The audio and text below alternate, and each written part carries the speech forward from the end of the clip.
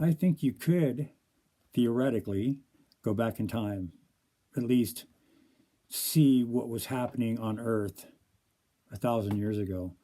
Um, Theoretically, of course, if you could go faster than the speed of light, which is 186,282 miles per second, or 670 million miles an hour. It's pretty fast. If you could go faster than that and outrun the light, the sun bounces light on the planet Earth. Earth reflects that light back out into space. So imagine for a moment if you were able to go faster than the speed of light and outrun it by a multiple of times. If you stopped and turned around and looked at the Earth, the light that was being reflected from Earth would have some information in it. I mean, that's how we get satellite photography and all that jazz, is by light bouncing off the planet, basically. So if you went far enough, fast enough, then you should be able to stop, turn around, and look at how the pyramids were built. For instance, wouldn't that be a gas? Or anything else from the beginning of time on this planet, when we had, humans running around before we messed it all up. But the idea of theoretical physics is not so much an idea anymore, it's growing. The string theory is interesting because it talks about how you can be in two states at once. Hard to wrap your mind around that, but they're saying that there are certain particles that are connected in such a way that when one does something, the other copies it. That sounds like parallel universe. I mean, you think about all the decisions you make every day, from the time you get up till the time you get in your car, till the time you go to work, all the decisions you make at work. If everything was added up and you broke down how many decisions you made, left-hand turn, go get coffee, make a phone call, take a phone call. All the decisions that you make have a different outcome.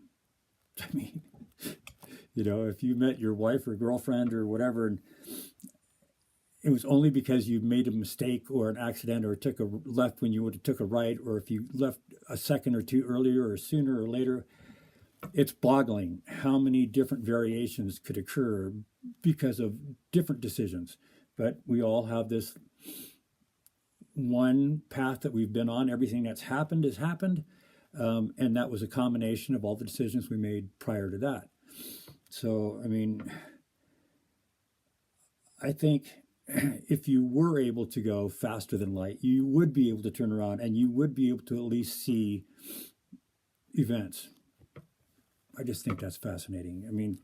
Stupid shit like that. Imagine, for instance, if you have a globe, the Earth, big one, it's not flat. But if you had a borehole from the North Pole to the South Pole, about, yay big, size of a softball, and you had a metallic object that would be affected by magnetics, so it would have to have some iron in it, but it would be a hard enough substance that it could go through the center of the Earth and not melt. Okay, if you dropped that ball at the North Pole and it went traveling down through this borehole, picking up speed because of gravity, or at least topping out at a certain speed, but it would have to be moving along pretty quick. And then you have pressures pushing it and heat building up. And would it stop at some point, and turn around and come back before it exited the South Pole because of magnetism or gravity? So how does gravity work when you're going in the opposite direction of gravity? At some point you're going through the South Pole and you're being pulled by gravity, so it has to slow you down. Does it bounce back and forth and stay in the middle, or does it just shoot out the other side? Any physicists out there, I'd sure like to get an answer to that one. Been thinking about that for a while, but God, there's so many. Yeah, like I said, there's so many topics. I have pages of notes, and I don't know where they came from. Where do ideas come from? How did Tesla get his ideas? Edison. Any of the great inventors. All the way back to the Greeks, the ancient Greeks. I mean, where did they get these ideas from? On politics and medicine and science and music and government, farming, agriculture. I'm just kind of open to the idea that we've had inspiration from higher places. No, I can't say what that would be because I don't know. I wasn't there. But you think about some of the complex arrangements of things like, when we first started being able to visualize molecules, that was exciting. I think that happened in the late 50s, early 50s, late 50s. And then we started zeroing in on smaller pieces and particles or whatever of that molecule, and then we got to the atoms, and then we even further, to electrons and protons and neutrons and, all of these little pieces that are whizzing around, somehow electrically charged and never ending. Every single thing that you can see or touch is built by exactly the same types of infrastructure that everything else is built from. It's molecules, atoms, neutrons, quarks, now that we've got that science coming up. But I mean, all of these little things are spinning around this nucleus, and we don't even know if that's the end of it. I mean, how much further does it go? We're trying to figure that out. That's what I think CERN is working on in Switzerland. But if you think about the artist concept of little neutrons or electrons flying around this little, center bit, that's nearly exactly what we're seeing in our solar system and our universe at large, is these center pieces with, planetary patterns, that they go around, and I think that it's amazing that both of those are the same. That's our extreme tiny that we are aware of as humans, and then the gigantic leap into the incredibly massive, understandable. I know that's not a word, but gigantic things that are happening out in space, and they're the same. How does that happen? I remember a couple of years back, I was standing out in my front yard and looking up at the sky, and I saw this. The only thing I could describe it as would be like an orb. It was a white light, circular, moving, a direction. Here's the moon, and here's this little orb. The orb would have been about the size of an eraser, if you put it up against, the full moon. It was a tiny orb, but I mean, it was easily visible. It wasn't a satellite. I know what those look like and how they perform. This thing went up in a arc. It was only like 2 inches from the moon from my perspective, but it went from, going right toward the center of the moon, and then it kind of made an arc, and it went, it was going to cross in front of the moon. I'm thinking, okay, so this is my chance to get a, excuse me, a better look at it. And it went to the moon, touched the moon, and disappeared. And I thought, okay, well, that could have been something very large going behind the moon, and I'm waiting for it to come out the other side, because it wasn't in front of the moon. I would have seen the shadow. It would have had some sort of signature. I waited and waited and waited. Never came out. The only two things that occurred to me was it either, went behind the moon and then took off, out of my line of sight, or it stopped on the moon and, landed there, possibly. I mean, I still don't understand that one. You know, people say, "Oh, I've seen UFOs," or "I have people I know that have encounters with, you know, things," and it's always a good listen, you know, to hear those people talk about things. I get the sense that some people are not genuine and some people are genuine. So, you know, a thinking person, I'm a Libra, so I have the curse of not being able to make a decision without looking at the black and the white, the up, the down, the in, the out. And it gets frustrating. Of course, that's why some of the best judges in the world are Libras. That's just one of our many talents, indecision. But when we do decide something, it's generally solid. But, you know, there's another one is, how do you grow, speaking of space, how do you grow food, you know, in space? What's it going to take to put, you know, food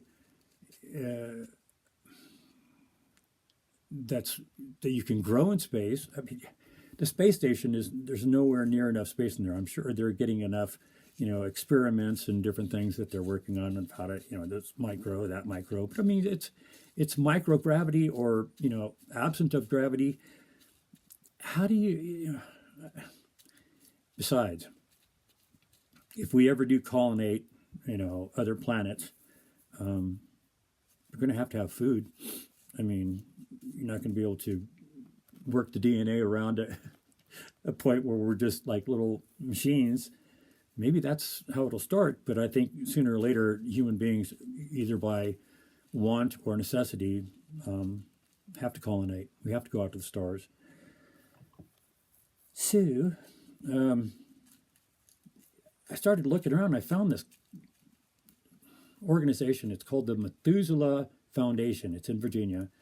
They have this project called Deep Space Food Challenge. And it's Mars to Table. Fitting, right? Because we're going to have to feed these people. You can't take loads of food up there. You're going to have to find ways to grow it, develop different kinds of foods that have the proteins that are necessary. But I mean, you have to be able to like it. You have to be able to want to eat it. I mean, what a drag to be stuck somewhere, you know, millions of, or hundreds, I don't even know more. I know Sun is 93 million, but Mars, I'm not sure. But yeah, that's a pretty interesting thing. They have a whole project going, and they're trying to figure out, you know, by opening this challenge, is to get people to think outside the box a little bit, and or promote, you know, theories that might have enough merit that, you know, companies like, you know, outside of NASA or maybe even NASA might be interested in, you know, taking that up. The obvious would be get Elon, of course, right? Get Elon Musk involved if there are some viable. I mean, think about what you need. You know, I mean, you need proteins, the carbohydrates, you know, the calories, among other things. I think food is probably going to wind up being mixed together with vitamins, which they're probably already doing. But those are things that, you know, you can do in the future. And we shouldn't be able to. We should be able to knock that one out fairly easily. Take seeds up, you know. Take small fish eggs of tilapia or something. I mean, and then, you know, find our water up wherever it is we're going and make it happen. Terraforming. But anyways, so I guess, yeah, I have a lot of theories, a lot of curiosity, a lot of questions. I think it would be neat to be able to go back in time, follow the light, right? Fast, spin around and look, and there it is. But I don't know.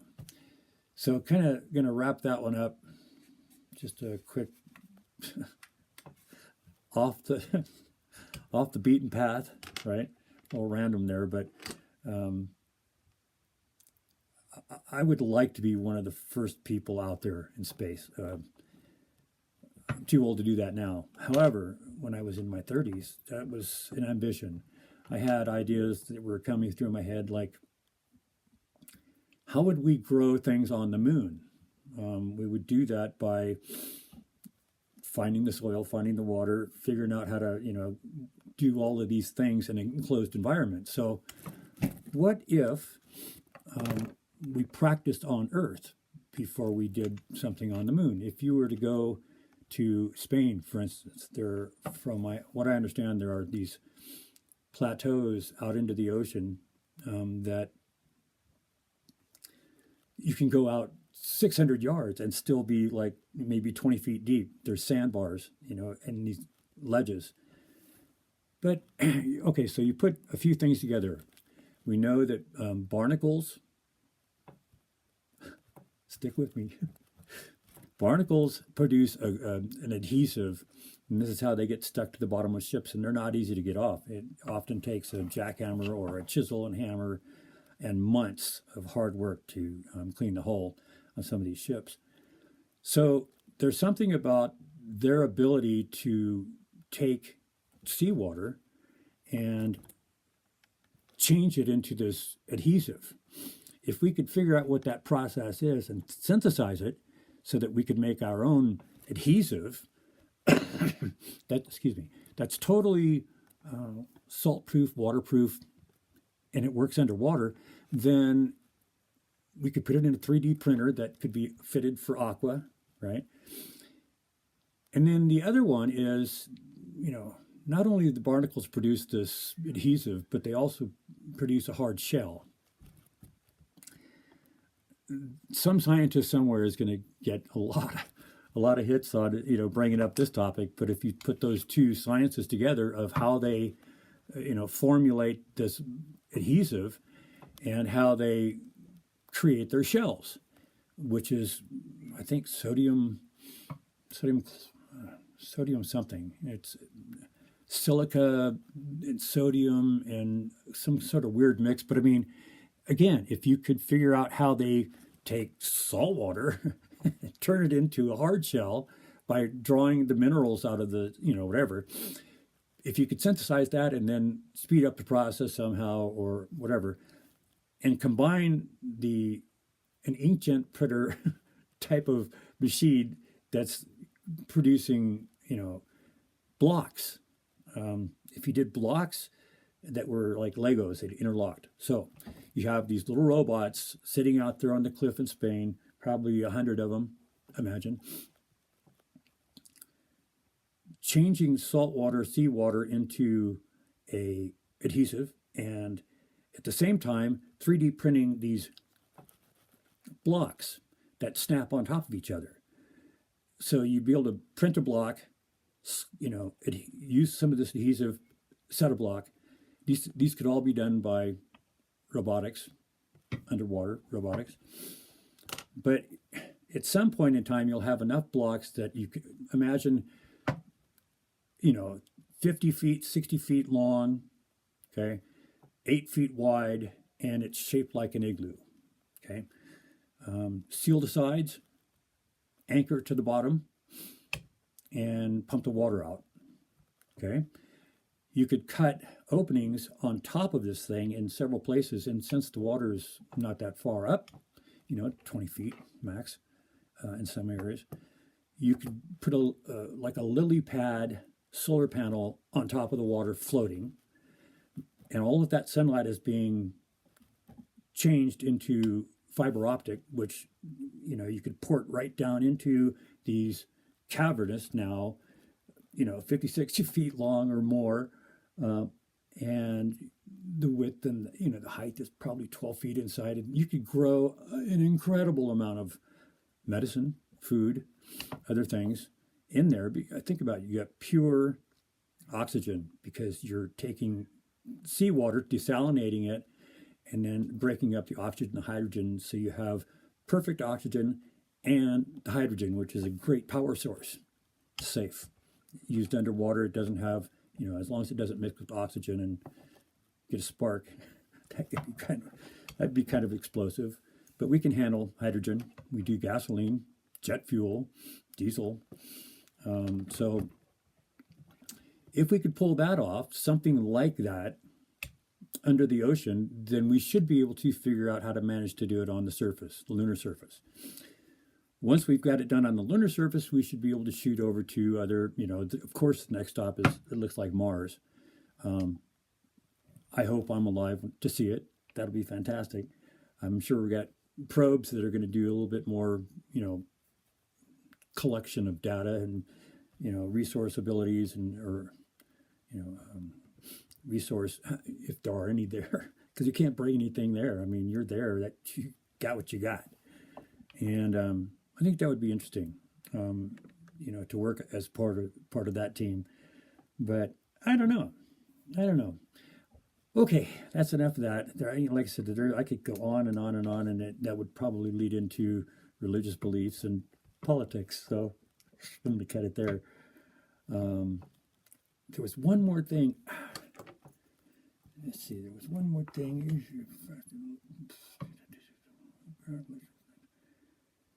No. I try to break these down by topics, and then I got to flip over a whole new page and just write my, bullet points. Just so I don't forget anything. But the nice part is I've got like 4 or 5 pages, and I don't see this ending anytime soon. These are just a mishmash of all kinds of different random things. So I hope you enjoy them. If you do, you know what to smack down there. So see you next time.